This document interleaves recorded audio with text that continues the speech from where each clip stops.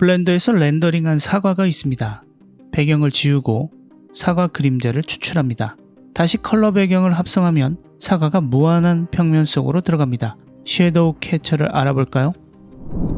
오늘 사용할 사과 모델링 소스는 더보기의 링크에 있습니다. 줌아웃하면 커다란 접시 모양의 백그라운드 위에 사과가 놓여 있습니다.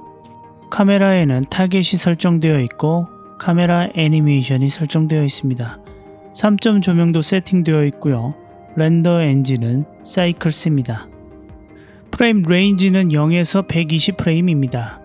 아웃풋 경로와 파일 포맷, PNG도 설정되어 있어요. 블렌더 기초 강좌는 더보기를 확인하세요.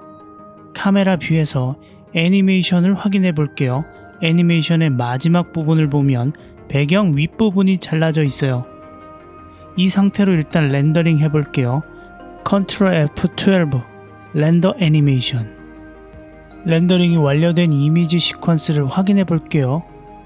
렌더 뷰 애니메이션. 방금 렌더링한 동영상이 자동으로 재생됩니다. 스페이스바를 누르면 포즈 기능이 됩니다. 배경에도 라이트가 밝게 비추고 멀어질수록 어두워집니다. 문제는 애니메이션 마지막에서 배경에 구멍이 뚫려 보이는 겁니다. 우리는 배경을 단색으로 바꿔서 무한한 평면을 만들 건데요. 무한 평면은 애니메이션이나 CF에서 많이 사용됩니다. 오브젝트의 그림자 추출과 표면에 반사되는 주변광 처리가 중요합니다. 블렌더에서 오브젝트의 그림자를 추출하려면 사이클스 렌더를 사용해야 합니다. 그리고 두 가지 알파 채널 설정을 해줘야 돼요. 첫 번째, 렌더 프로퍼티스, 필름, 트랜스페어런트 체크. 배경을 투명하게 설정해주는 옵션입니다. 다음으로 아웃풋 프로퍼티스에서 파일 포맷은 PNG로 선택, RGBA는 알파 채널을 포함해서 렌더링할 수 있습니다. 아웃풋 경로를 새로운 폴더로 만들고 파일 이름도 정해줍니다.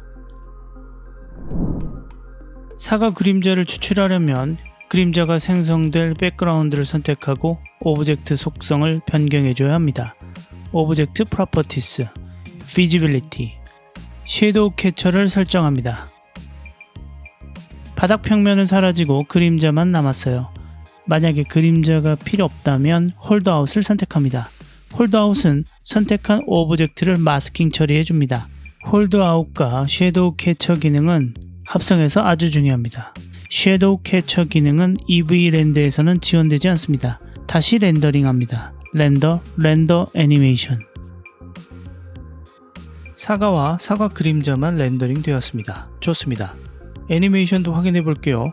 렌더 뷰 애니메이션. 방금 렌더링한 PNG 시퀀스가 로드됩니다. 아웃풋 경로와 파일 네임을 설정하면 언제라도 여러분이 렌더링한 PNG 시퀀스를 다시 재생할 수 있습니다.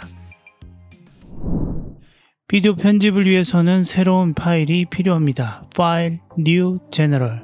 사과 블렌더 파일은 저장해야겠죠. 새로운 파일이 열렸습니다. 워크스페이스에서 비디오 에디팅. 이제 마지막 단계입니다. 블렌더에서는 각각의 워크스페이스들이 하나의 아웃풋 프로퍼티스를 공유합니다.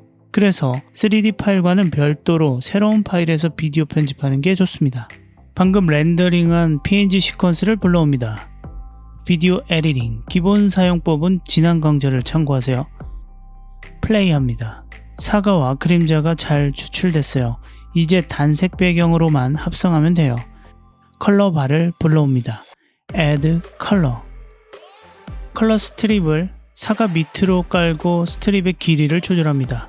사과와 자연스럽게 합성하려면 원본 배경 컬러와 비슷하게 설정해주면 됩니다. 사과 표면의 반사광 컬러가 자연스럽게 되도록 컬러를 수정해줍니다.